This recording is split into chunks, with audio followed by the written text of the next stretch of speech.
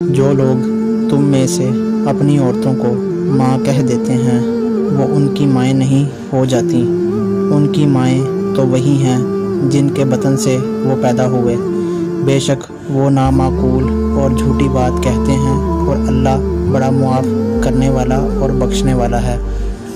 اور جو لوگ اپنی بیویوں کو ماں کہہ بیٹھیں پھر اپنے قول سے رجوع کر لیں تو ان کو ہم بستر ہونے سے پہلے ایک غلام آزاد کرنا ضرور ہے۔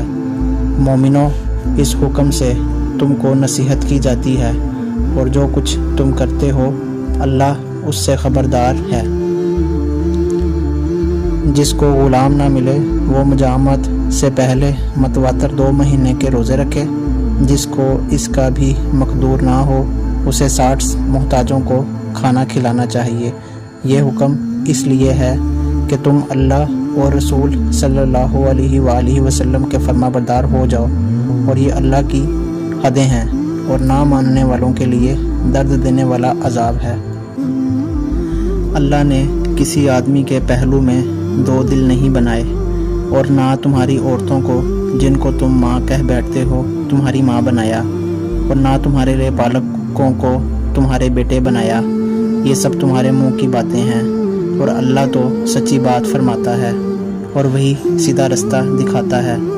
مومنوں، لے پالکوں کو ان کے اصلی باپوں کے نام سے پکارا کرو کہ اللہ کے نزدیک یہی بات درست ہے۔